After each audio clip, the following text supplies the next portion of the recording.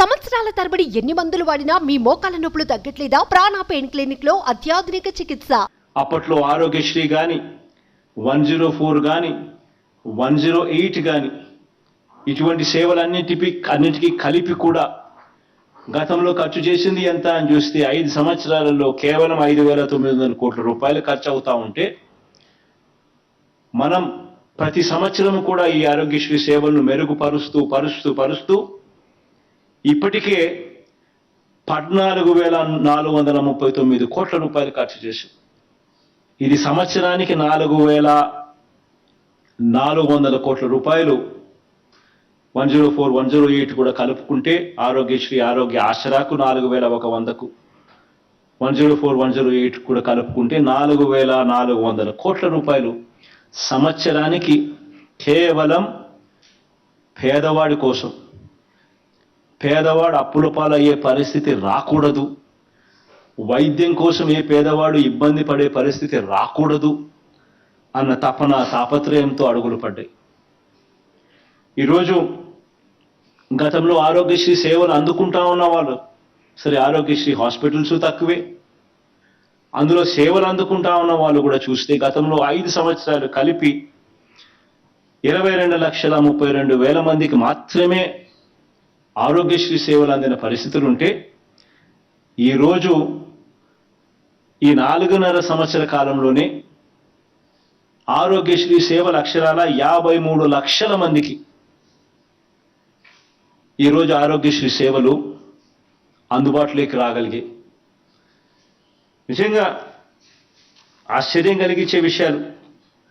ఆరోగ్య ఆసరా గురించే గమనించినట్లయితే ఆరోగ్య ఆసరా పేదవాడికి వైద్యం చేయించడమే కాకుండా పేదవాడు వైద్యం అయిపోయిన తర్వాత డాక్టర్లు ఇన్ని రోజుల పాటు పేదవాడు రెస్ట్ తీసుకోవాలి అని చెబితే ఆ రెస్ట్ తీసుకునే సమయంలో ఆ పేదవాడు ఇబ్బంది పడకూడదు అనే ఉద్దేశంతో ఆ పేదవాడికి ఆ డాక్టర్లు ఇన్ని రోజుల పాటు రెస్ట్ తీసుకోవాలని సలహా ఇస్తే అన్ని రోజుల పాటు నెలకు 5,000 రూపాయలు చొప్పున 2 నెలలు అయితే 10,000 రూపాయలు ఆ పేదవాడి చేతుల్లో పెట్టి ఇంటికి పంపించే కార్యక్రమం జరుగుతూ ఉంది ఈరోజు ఆరోగ్య ఆసరా ద్వారా.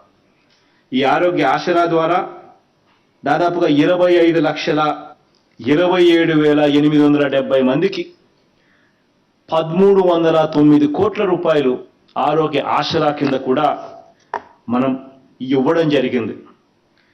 ఈరోజు గమనించినట్లయితే ఆరోగ్యశ్రీ కింద గతంలో ఎవరికైనా క్యాన్సర్ గానా ఇటువంటి భయానకమైన రోగం ఏదైనా వస్తే కేవలం 5 లక్షలు దాటితే ఇచ్చేది లేదు, 5 లక్షల రూపాయలు మాత్రమే అని కన్ఫైన్ చేసిన పరిస్థితుల్లో కీమోథెరపీ లాంటిది స్టార్ట్ చేసినా కూడా కేవలం 2 డోసులకే 3 డోసులకే 5 లక్షలు అయిపోయింది, ఇక మేము వైద్యం చేయలేము, ఆరోగ్యశ్రీ అయిపోయింది అని వెనక్కి పంపించే పరిస్థితిలో కేవలం చేశామంటే చేశామన్నట్టుగా ఇంటికి పంపించే పరిస్థితిలో మళ్ళీ 6 నెలల తర్వాత ఆ బాధితునికి ఆ పేషెంట్కు మళ్ళీ క్యాన్సర్ మళ్ళీ రీలాప్స్ అయి మళ్ళీ రావడం, వైద్యం లేక ఆ పేదవాడు చనిపోవడం, పరిస్థితిని పూర్తిగా మారుస్తూ మనందరి ప్రభుత్వం అధికారంలోకి వచ్చిన తర్వాత క్యాన్సర్కి ఎంత డబ్బులు ఖర్చైనా పర్వాలేదు, అన్లిమిటెడ్గా పూర్తిగా వైద్యం అందించే కార్యక్రమానికి శ్రీకారం చుట్టాం.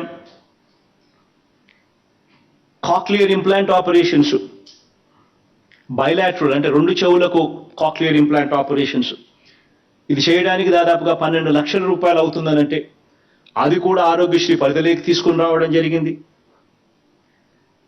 అదే రకంగా bone marrow transplantation, stem cell transplantation వ్యయం 11 లక్షల రూపాయలు, అటువంటివన్నీ కూడా తీసుకొని రావడం జరిగింది.